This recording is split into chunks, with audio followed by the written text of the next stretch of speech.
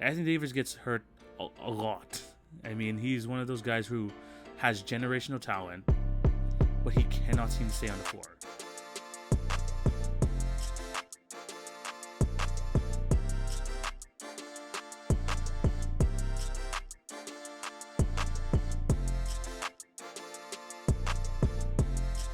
Hello and welcome to the Friday, April 9th edition of the TV on Basketball podcast with your host, TV.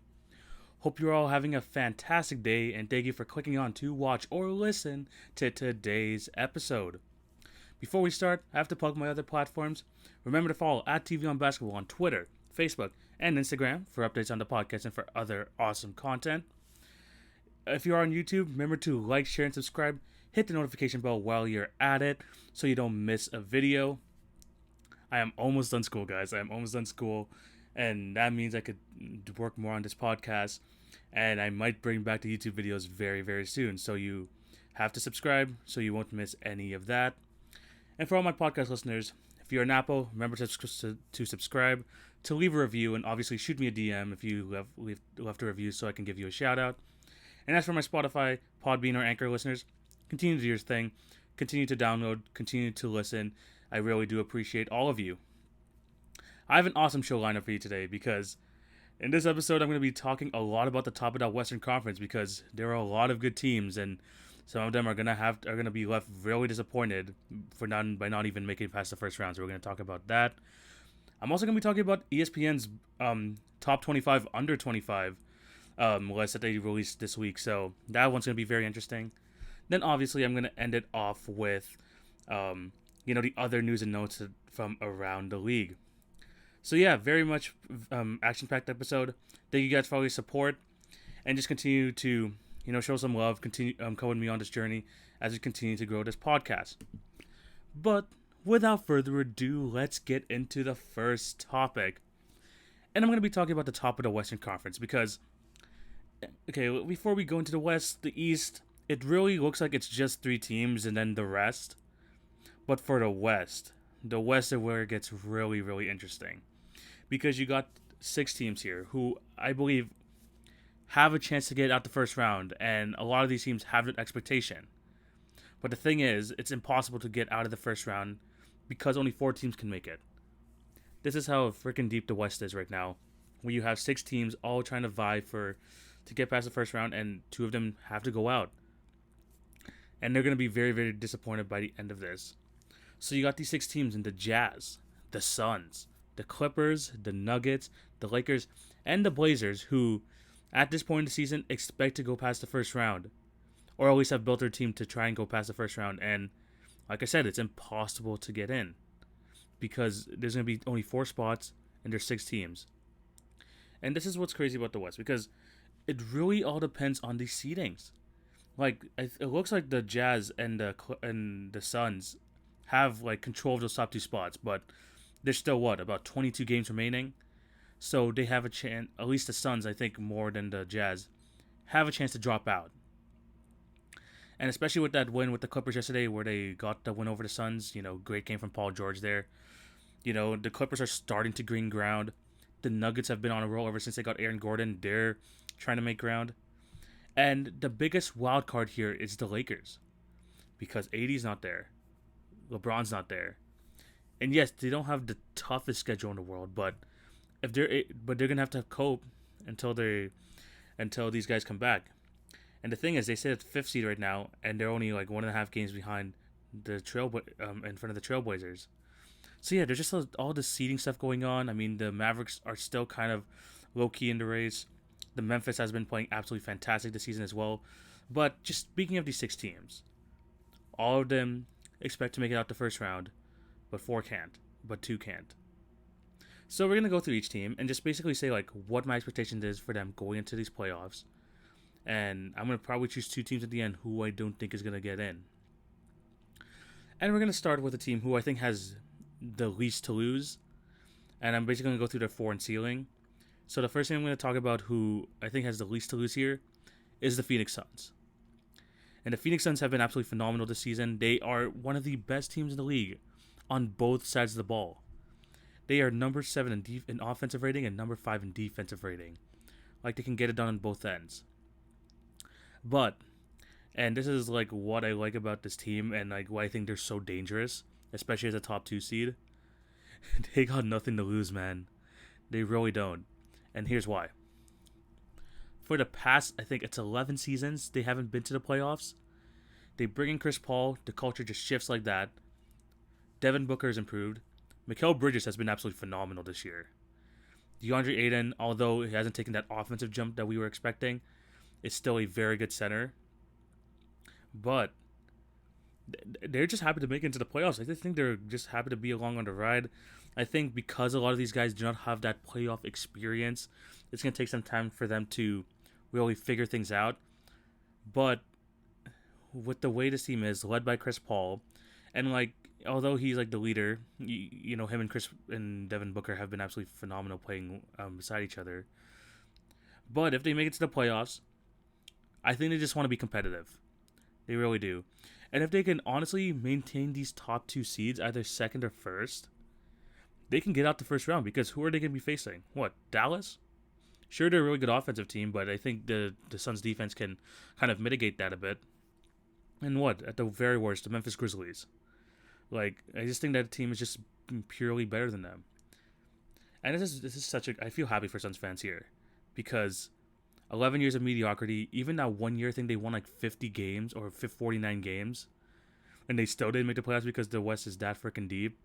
Like, they've been through some rough years there in Phoenix, and they've been waiting for Devin Booker to get his opportunity in playoffs, and I believe this year's it.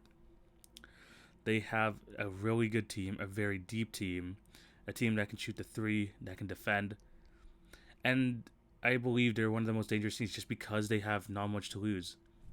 All of these teams below them have made moves and are committed to this core, that because they've been in the playoffs for like multiple years already for some of these teams, and they have like a high expectations from management and from fans.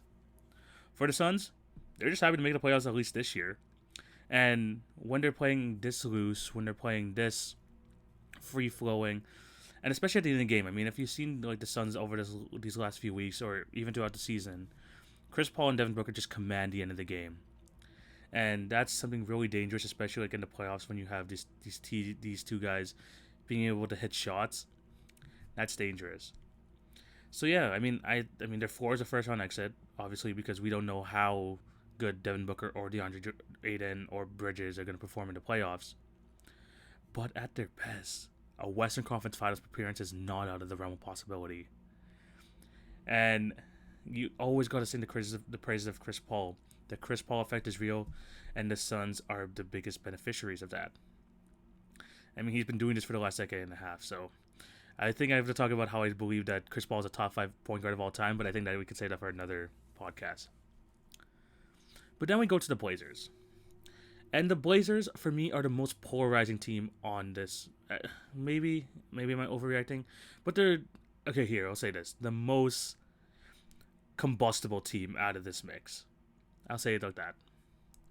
And because the Blazers have Damian Lillard, they're always going to have a chance to go deep in the playoffs. Damian Lillard is that type of player that can... mixed with CJ McCollum, of course, as well. Those two, like, if they just catch fire in the playoffs and have another awesome playoff run like they did, I believe it was 2-3 seasons ago, they can get to the Western Conference Finals just because those two guys are just that great. But the thing about these Blazers, man, and if you remember my preseason podcast, I had this team being a top 4 team with a much improved defense. Much improved. They brought in Derrick Jones Jr., they brought in Robert Covington, and I was like, yes, this is what you got to do. Because during that run when they made to the Western Conference Finals, they had players like Al-Farouq Aminu. They also had Mo Harkless, who were great perimeter defenders who can alleviate the pressure off of a CJ and a Dame. And bringing in Derrick Jones Jr. and Robert Covington, I thought it was going to be kind of like a nice swap for swap, because last year they didn't have that, but this year they're probably going to have it. But no, the Trailblazers have been even worse on defense this year. Right now, I believe they're like second worst, I believe. In the NBA, 29th in defensive rating. Like, that hasn't improved at all. But the top five offense is what's keeping them at that 6 seed and how they've been able to succeed all season long. Because if the Trailblazers get into a close game, you don't want to see Dame time. You don't want to see Dame time. And the thing about this Trailblazers team, I mean, of course, their defense is an issue. Another reason for that is that Jusuf Nurkic, I mean, you can't deny that his injury has affected his defensive play. Because he was a pretty good defender. I mean, he wasn't really there for that run, but before his injury, he was actually a solid defender. And you can tell he's not moving the same. They also made that trade where I believe they. What's weird is that they traded away Gary Trent Jr., who was one of their better perimeter defenders. They traded for Norman Powell for an extra boost of offense, but do you really need more offense when you have Dame and CJ? I don't know, but they thought they wanted a more proven playoff performer, which fair enough. But they made these moves. They expect to go past the first round. At least that's what the fans expect. That's what management expects. And this team, I think it's probably the most combustible because you could see what happens like when they can't like really defend in their series versus the Lakers last year. And if their two guys are not going, it could be another disappointing year for the Blazers. And you don't want to be wasting these years of Dame. He's 30, I believe, turning 31, and he is in a position where we have to start questioning him if he could be the number one guy to lead a team. Now it's not entirely his fault. I think the Blazers need to build to get more defenders around him to improve that defense. But it's getting to that point where like, okay, are we gonna hold Lillard suit like maybe in the Russell Westbrook vein soon? I don't know, especially if he gets getting eliminated in the first round.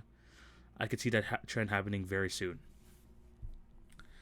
Then we go to the Lakers, and the only reason why I kind of removed that label from the Blazers saying they're the most interesting team, because I think the Lakers are the most interesting team. Because they continue to free fall in the standings. They I think were number one at some point this year. They were constantly at the number 2 or 3 rate, but then Anthony Davis goes down, and then LeBron goes down, and now they drop to 5th, literally 1.5 game from 6th. And we know that this ceiling for the Lakers is a championship. We know that a healthy Lakers roster, with the addition of Andre Drummond, with that depth, they are a championship contender. But I'm not a doctor. I'll say that first. But this Anthony Davis scenario, this situation, is nothing new to NBA fans, Laker fans, just like anyone who watches the NBA. Anthony Davis gets hurt a lot. I mean, he's one of those guys who has generational talent, but he cannot seem to stay on the floor. A lot of what helped him last year was that big gap that COVID had that stopped the NBA, and he was able to get his rest so he could at least be somewhat ready for the finals. And remember, in the finals, he also got injured there. So, you know that he's prone to that. And LeBron James, a team with LeBron James always has a chance at the finals no matter what. But this injury this year, mixed in with the fact he's 36 years old, health is a concern now. Health is a legitimate concern for this Lakers team. And if you're relying on a 36-year-old LeBron James, Anthony Davis, who has a proven track record of getting injured over and over again, especially when it really matters, I just do not see this team. There's a big chance that this team could fall really short of their expectations. Especially say if LeBron's there, right? He can maybe take them to the second round, maybe conference finals at most. But without Anthony Davis, it's not going to work out. Vice versa, if Anthony Davis is there and LeBron isn't, first round, there may be a first round exit and second round max.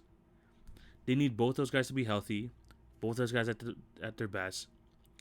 And at this point in their careers, I mean, Anthony Davis feels like he shouldn't be getting this injured this much, but he has that history. And LeBron's 36, so you gotta always keep that in mind. And this is what worries me about this team. I'm not saying it's gonna happen, but a first round exit is a possibility, especially if one or both those guys, God forbid if anything, but if injuries do catch up with them. So they are definitely a team to watch out for because at their best, they are arguably the best team in the league, and they're probably champions. But you just got to keep that at the back of your mind. And hopefully it doesn't happen. I want to see them play at their best, play healthy. But you always have to keep that at the back of your mind.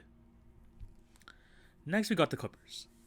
And this Clippers team, again, a very, very interesting bunch because they have improved this year, in my opinion. I think the consistency that they brought this year, the fact that they're like playing extremely well and no one's talking about them is fantastic. Absolutely fantastic. And we're not really talking about them as seen on this pod, as seen throughout a lot of these sports networks. But. We still have that.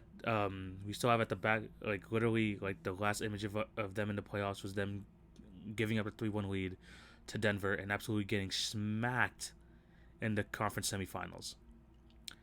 And the thing about this year and what kind of worries me about this team is that you could see in some of those games that they still have that tendency to kind of lift the foot off the gas pedal and just completely play lackadaisical. I mean, the game that clearly comes to mind is that Orlando Magic game where they had I believe like a double-digit lead at one point, and they completely gave it up to an Orlando Magic team who already gave up Vucevic, Aaron Gordon, and Fournier. I have a feeling that the Clippers internally feel like they are a great team still, and they kind of have to get rid of that attitude because they haven't proved jack yet. Sure, you have Kawhi Leonard, Finals MVP, two-time Finals MVP, two-time NBA champion. But the other guys, Paul George, playoff P, that need I say more? My friend Joe, if Joe from Critical Condition has his quarrels about him, and a lot of NBA fans do. I mean, Serge Ibaka, great that he brought him for championship experience, but is he really going to be that difference maker at center come playoff time? And for the Clippers to really do well going in this playoffs, is that they kind of have to just get rid of their own ego, and I think that's the only thing getting in their way. If they go into the first round healthy, you always have to keep that in the back of your mind because some of these teams like the Nuggets, we've seen them beat them. We've seen them get beat. The Suns, they're an interesting team as well. So the Clippers I still believe are beatable, but if they can show me that consistency in the playoffs that they didn't show last year, I think they are still a finals contender. And another thing to know with the team is that if their supporting cast can play well, like over this past few weeks with Terrence Mann, Luke Kennard, Batum, if these guys can show up in these playoff games, they are going to be another hard team to beat. But I think what's really interesting about this race is seeding is so important here. Because say if a healthy Lakers team is the 5th, the 6th seed, I would take them to go past the first round. And that means maybe the Clippers go out the first round, which would be extremely disappointing. And maybe this team, which I'm going to be talking about next, the Denver Nuggets, could be out in the first round as well. Because the Clippers I have their ceiling to be an NBA Finals appearance. But same with the Nuggets. And it really just depends on A, if the Lakers are healthy, and B, what seed are they. Because the Denver Nuggets, as of late, have been on a roll. They've been absolutely rolling right now. Ever since getting Aaron Gordon, I believe they haven't lost yet, which is absolutely crazy. Another good win, I think, on Wednesday versus the San Antonio Spurs, who are they facing again tonight. And I think with this team, and what I find really interesting about at least this group of guys, is that I think they're going to be good for the next few years. So the pressure on them to do well this year is not that big compared to some of these other teams, like the Lakers, like the Clippers. Even I think the Blazers have more stress put on them to try and do well than the Nuggets, because they're built for the future. And I think with these guys like playing together, I think they just need another year to grow. And Jokic is playing at an MVP level. Murray has shown us on multiple occasions that he can show up in the playoffs. Aaron Gordon's finally going to have some meaningful minutes on a contender, so we're going to have to see how well he does. And Michael Porter, over this last month or so, he's been absolutely fantastic, over 20 points per game. But I think this is a matter of fact of them growing together. And if they can continue to be competitive, if they can continue to play well, at least past the first round, I think that's what their goal is. They think they can build off this in the future, and as other teams get older, these guys are going to continue to just keep going into their prime.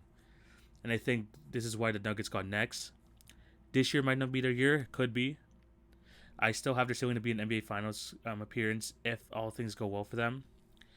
But I think more than anything, it's a year for them to grow together. And, you know, if things don't work out this year, well, as he seems to get older, like I said, that's when they're going to strike. But they suffer the same fate as the Clippers here. If they face off against the Lakers in the first round, it's going to be very interesting to see what happens with this Nuggets team. Because with Jokic's form, he's playing an MVP form. This team can actually make some noise. And Jokic being that true number one guy, I think, is very, very good for them. And it really, for me, depends on what the seeding is for this team.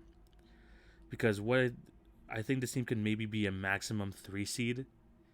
But if the Lakers drop off to 6, I don't think anyone wants to see them there. That's going to be very, very interesting. And then the final team, the Utah Jazz. Look, like I said earlier, any of these teams can lose in the first round. This is what's crazy about this. And the Utah Jazz is no different. I mean, one of the best teams in basketball, playing absolutely fantastic. Still, like, one of the best teams on both ends of the ball, third on offense, fourth on defense. And my only thing about them is that, look, the regular season, great. All good and fine. One of the best three-point shooting teams, probably the best three-point shooting team in the league today, and one of the best three-point shooting teams of all time. They're up there with the Warriors. I know some people don't want to talk about it, but with the NBA is right now and the way that they're shooting the basketball, they're up there. They're definitely up there. But we've seen this team in the playoffs, I think, the last 3 years. And it has always been the same thing that has been hindering them from going forward. Rudy Gobert, how is he going to stay on the floor in the playoffs? And do they have that guy at the end of games to go to? Because these games are going to be competitive.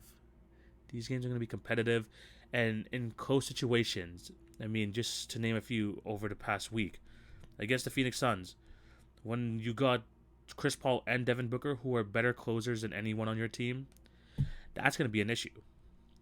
Another loss this week, the Dallas Mavericks.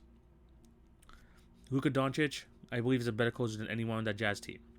That's going to be an issue.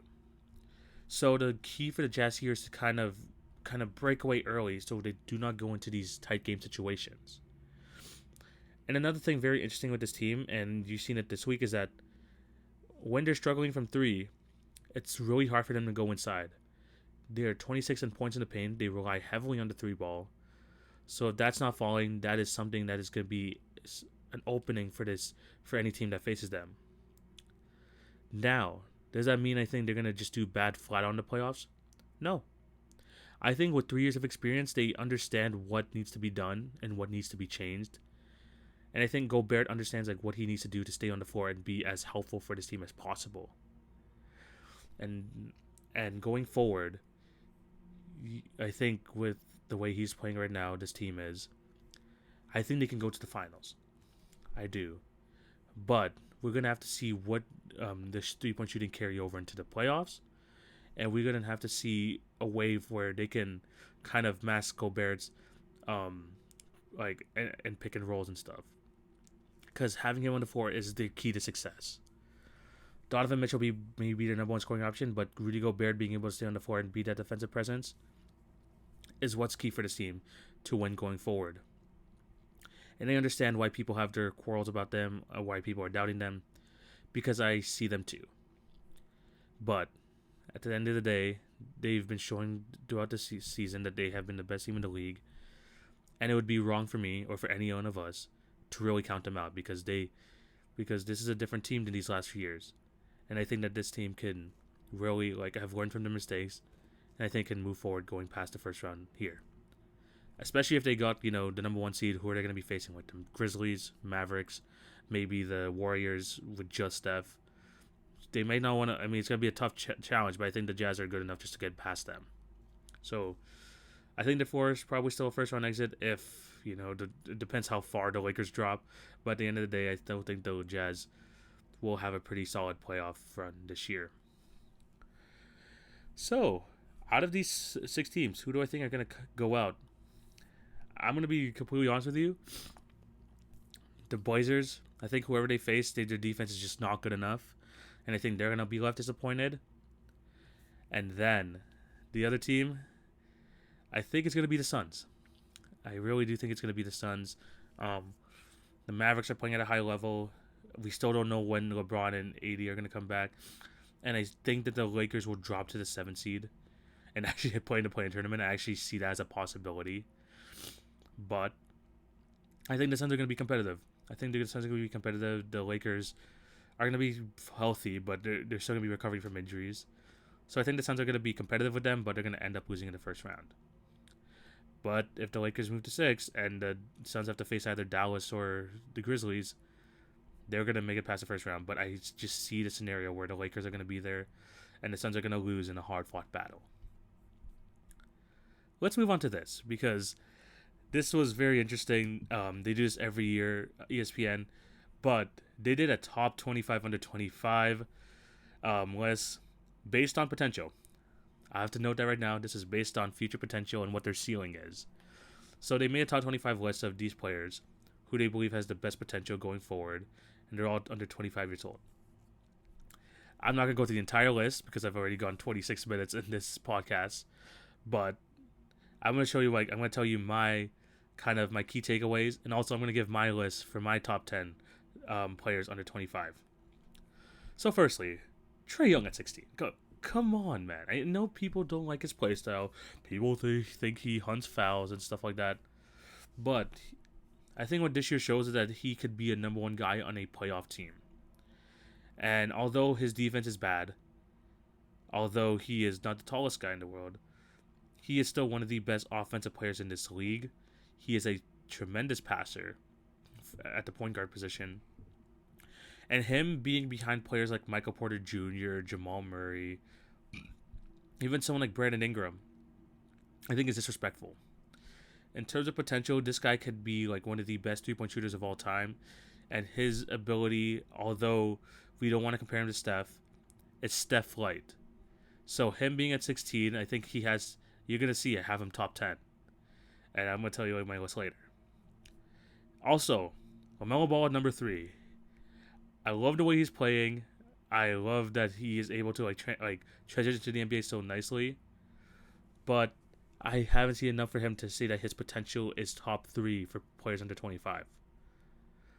And you're going to see on my list, I actually dropped him a couple spots. Because some people I believe that should be ahead of him is like Donovan Mitchell. Ever since his rookie season, he's proved that he could be a playoff performer. And I think he's just going to keep getting a better offensive game. And at this moment, like I said, I haven't seen enough of him to say that he has top 3 potential.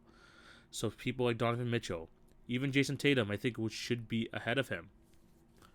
Even another guy who I'm going to discuss later that some people are not going to like. But yeah, LaMelo, too high at number 3. I'm happy that SGA made top 10, honestly. Another thing is that he is a very, very good basketball player. And you could tell this year that he is actually a pretty good leader.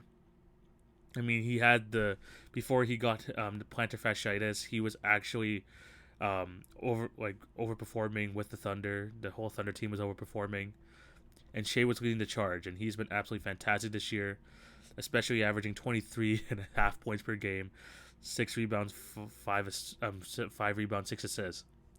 He's a good player, and although I wouldn't have him in my top 10, I'm glad you're showing him some love, because I think he's going to be a very, very good player going forward. Also, number 15, John Morant, that's too low. I know he hasn't, taken that next step that a lot of people were thinking. After last year averaging, I believe it was like 18 or 17 points per game, they thought it was going to be like, 22, 23 at this point. But no, he's at like 19 points per game. I think he's shooting a bit worse from 3. But as a leader, as a point guard, he is up there with one of the most talented players in the league. I think he could be a top 3 point guard in the league easy in the future. I think he could be competing for MVP awards. And like I said, I know a lot of this has to do with him not taking that jump this year. But his team around him is just so solid and playing so well as a team, like I said. And he's the leader there.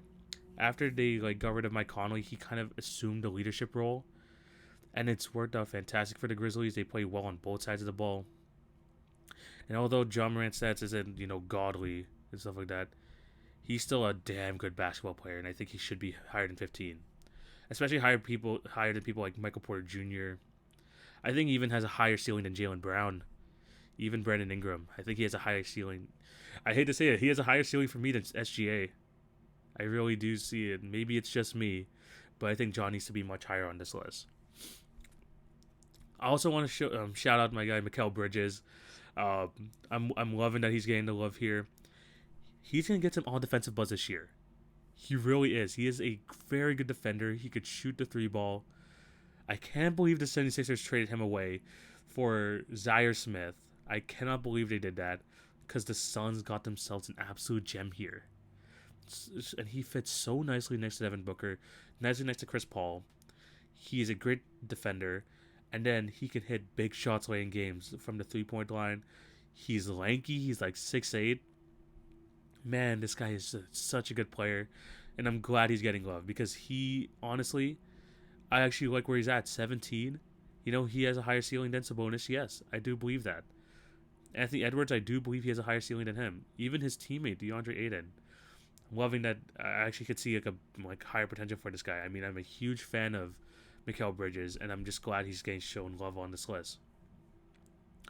And then last but not least, was looking through people who were voting here, and I think one of the writers here, his name was, I think, Pelton. Yeah, he had Emmanuel quickly at 24. Interesting. I mean, I think I could see him being Lou Williams-esque, but I don't think he's a top 25, under 25 player in terms of potential.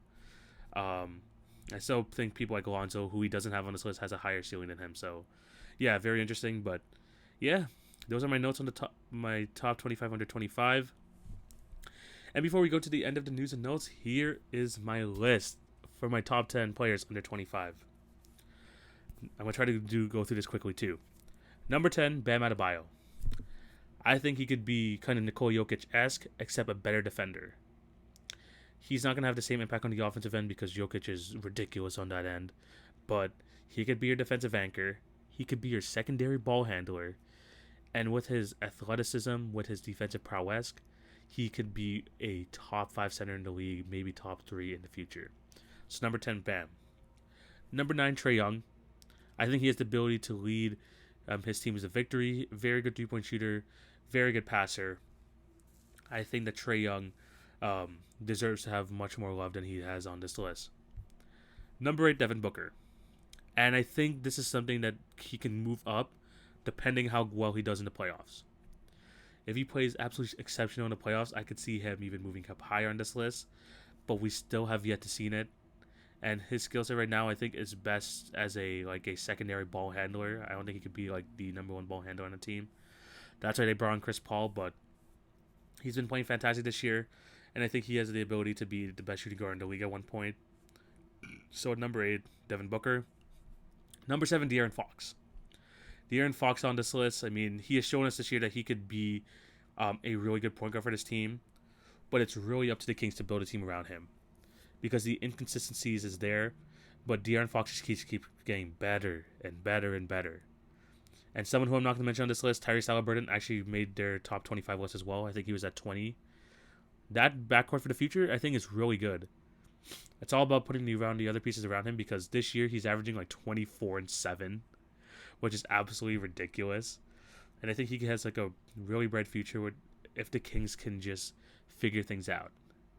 And for a team that hasn't made the playoffs since 2004, 2005, I wouldn't be surprised if he ever requests a trade very soon if things don't change.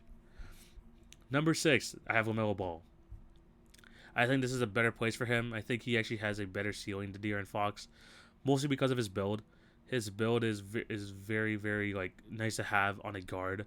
He has potential to be a better defender than Fox. He is very athletic. He has the elite vision. He has the creativity, and I think he has just a lot more upside to be a number 1 guy than De'Aaron Fox. But as ESPN put it, he put him at number 3. I think that's just way too high. But LaMelo at 6, I think it's fine for me. Number 5, this is the one that's going to piss people off. Ben Simmons. I know if you look at the point guard label, he's going to be like, oh, he can't shoot. Oh, he can't do this and that. As a basketball player, this guy could be top 10 in the league. he could be a top 10 player in the league in terms of just what else he could do in terms of defensively, what he could do attacking the rim. And I think as he goes later on to his career, he will improve that shot and keep himself in the league even longer. And I think he could be a very good player. Um, yeah, I'm just a huge fan of Ben Simmons. I know a lot of people are not gonna like him at number 5, but yeah, I just see that potential in him. Number 4, Donovan Mitchell.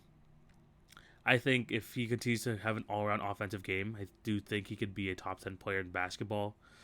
And he's only 24. He's only 24, and he already has all this playoff experience and stuff like that, being the lead scorer on a playoff team. He's just going to continue to improve. He's going to become a better playmaker, a better three-point shooter.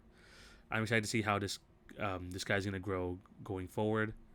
Number 3, Jason Tatum. I know not a lot of people are high on the Celtics at the moment, but Jason Tatum is still a phenomenal basketball player.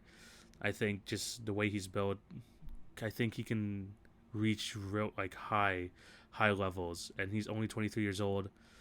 The Celtics need to do something in terms of getting maybe a more reliable point guard, maybe a better center. But yeah, I do think that Jason Tatum is still up there as one of the best young players in the league. I have him at number 3. And the 2, I could just skim through these right away. Zion Williamson at number 2. He's just dominant. He's just dominant at almost 21 years of age. This guy is just so good. I think if you just pair him up with the right point guard, pair him up with the right guys around him, he could just dominate. He can win MVPs. He can lead the league in scoring. I can see a scenario where he can lead the league in rebounding. This guy is just so efficient, so dominant.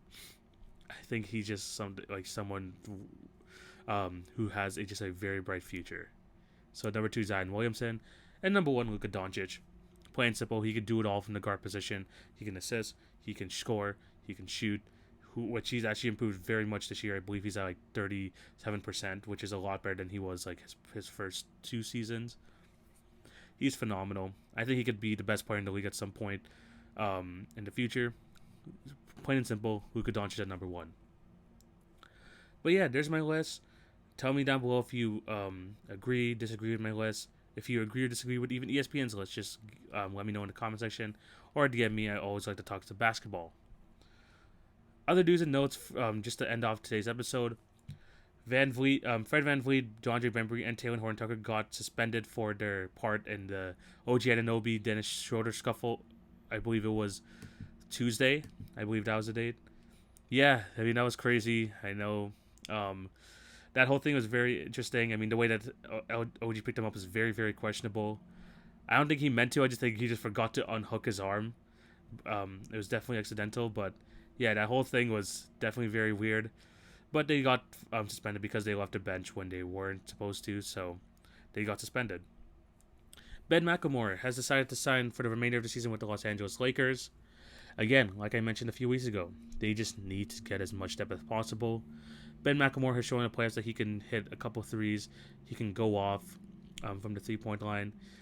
And he's someone who can create his own shot, which is very, very important for the Lakers in the playoffs. So Ben McLemore could be a very nice signing. Maybe hit 3 or 4 threes in the playoff game. I could definitely see him doing that. The Raptors waived Patrick McCaw yesterday, 3-time NBA champion, in favor of signing Kem Birch from the Orlando Magic, who actually just got waived. As a Raptor fan, very happy just because he's a center. And he's also a Canadian guy, so it's awesome to have a Canadian guy on the Raptors to go with Chris Boucher. So it's nice to see him coming over. Just give him 20 minutes. Let's see what he could do. It can't be much worse than Baines. And the Raptors also signed very minimal here. Michael Gillespie on a 10-day contract. Another big man. Hopefully he can get some run with the team. And then last but not least, Paul Pierce has been fired from ESPN following that video that was released last week, which I actually talked about in my Monday episode. I know they're a family-friendly program. I know they're under Disney, so I understand why he got fired, but also don't, because as was pointed to me out on Twitter and through other videos, ESPN has been promoting people like Megan Thee Stallion in her Body Yada Yada Yada song and stuff like that. So it's kind of hypocritical. And I think this is kind of a bigger issue in society in general, so I'm not gonna go too deep into it. But yeah, Paul Pierce got fired from ESPN. It's unfortunate. I do not agree with the firing. I think a suspension would have been fair, but being fired, I think is unfair to the truth. But yeah, I mean, like I said, it's just a bigger problem in society in terms of like sexuality and stuff that we must look at, because I don't think it really was Paul Pierce, going, with the strippers and everything. I think it's something where you're like, okay, ESPN can't control it. Oh, it's him. Okay, let's just get rid of him. And also, he wasn't a fan favorite, so I don't think that people were too bothered. At least people at ESPN. But yeah, with that in mind, I think this is where we're going to end today's episode. Thank you guys for watching or listening. Remember to show love on all the podcast channels. Like, share, and subscribe, and hit the notification bell if you're on YouTube. And remember to follow at TV on Basketball on Twitter, Facebook, and Instagram for great content. Like I mentioned earlier, school's almost done, so I believe I'm going to plan by May. I'm going to be going back to normal YouTube videos. I'm definitely going to have a lot more guests on the show, especially as the NBA playoff talks start heating up, which is going to be absolutely awesome to have. And yeah, I'm just excited for this podcast going forward. I'm in talks to getting another guest as well on the podcast, which is very, very interesting. And yeah, just thank you guys for all your support and continuing to stick with me. I mean, this is, I think, we're in the 170s in episodes, so maybe during the summer the 200th episode special is going to come, and that's going to be really fun. But yeah, it's going to be really interesting. And again, thank you guys for all the support. But like I said, this is where we're going to end it. Thank you guys for watching, and I hope you all have a fantastic day. TV signing out. Take it easy, guys. Peace.